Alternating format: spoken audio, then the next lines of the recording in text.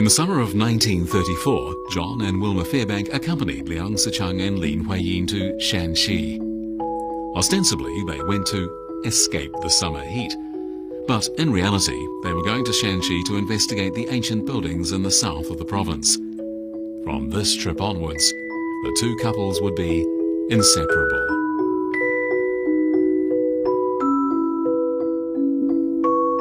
Among these pictures should be identifiable the following occupants of the Shanxi summer 1934. Two graduate architects, two inventive culinary experts, a historian, a painter, an accomplished photographer, a correspondent of the Tianjin Ta Kung Pao, an expert packer, her deadly rival in the art, an early riser, a less early riser, two even less early risers.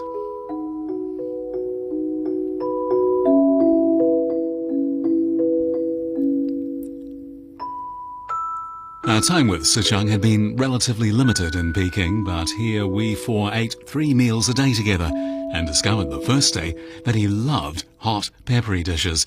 This quiet, self-contained man scintillated at the table. Villagers along the way stared at us as usual and irritated Phyllis and SC by asking them what country they came from.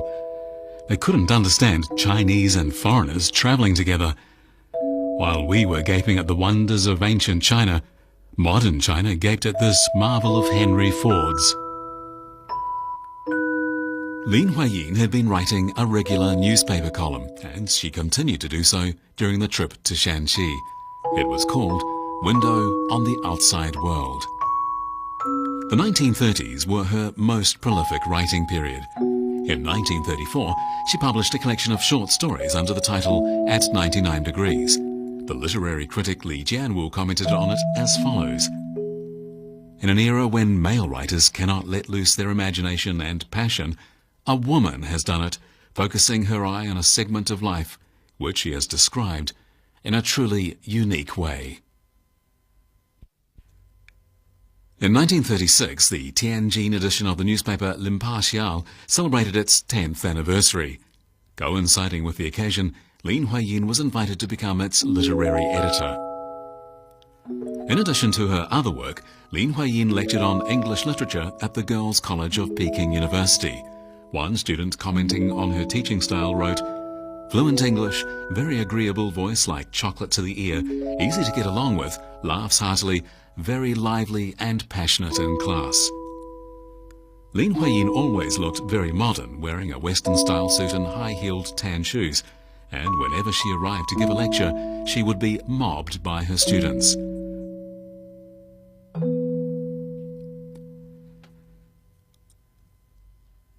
At the time, Ho Renji was a student at Yanjing University. He recalled, "She lectured one day in the autumn of 1934 on Chinese pagodas. I sat in the audience not because I was interested in pagodas, but because I was attracted by her fame. I never expected that lecture to trigger a passion for classical architecture in me. Later, when I had a chance to read miscellaneous notes on classical buildings in the suburbs of Beijing by Liang, Sicheng and Lin Huiyin, it felt to me like echoes from that superb lecture."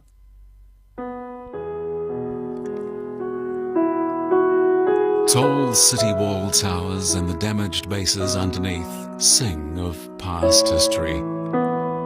They yearn to tell us stories from history about brutal killings during times of war or the passionate love of young people. We understand what they're saying. It is something more than poetry and painting, something that involves architecture, although if you don't like the word architecture, you should find a term that is equally bold.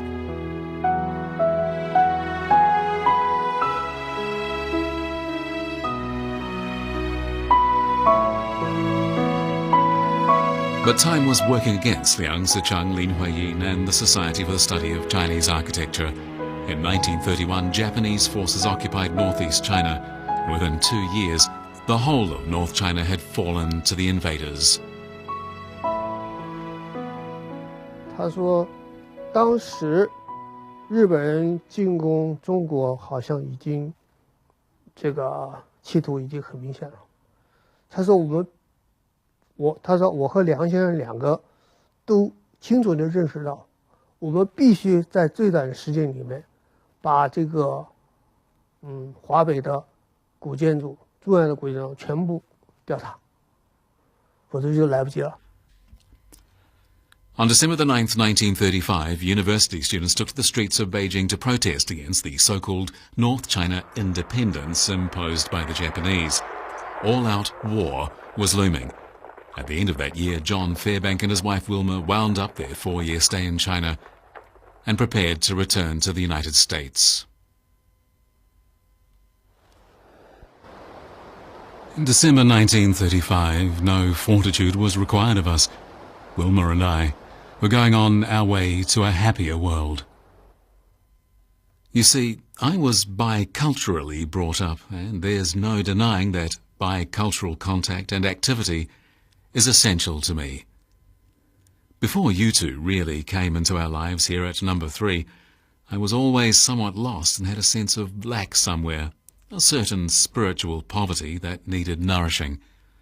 The picnics and riding this autumn, or rather early winter, made a whole world of difference to me.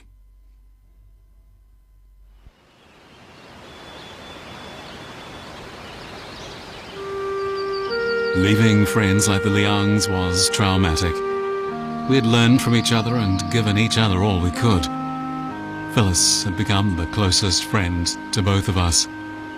Our departure was a real heartbreak.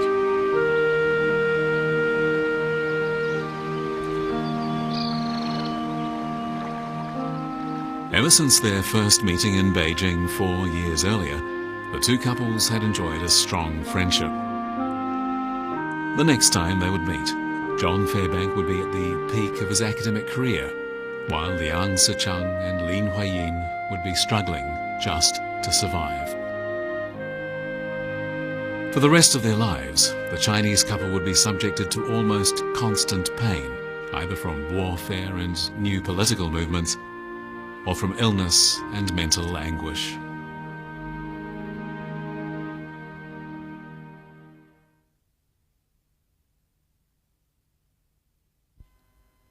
In the summer of 1937, having entrusted their 8-year-old daughter and 5-year-old son to his elder sister, who was holidaying in Beidaihe, Liang Sicheng set out with Lin Huiyin on their third expedition to Shanxi.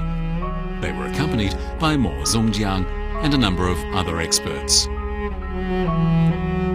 Whenever they went to Shanxi, they were thrilled by the new discoveries they made, but they were also filled with regret at not finding a wooden structure from the Tang dynasty.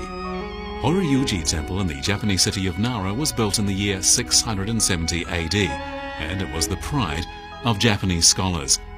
For 6 years, whenever he had set out on a trip to Shanxi, Liang Sicheng had prayed that he might discover such a building in China.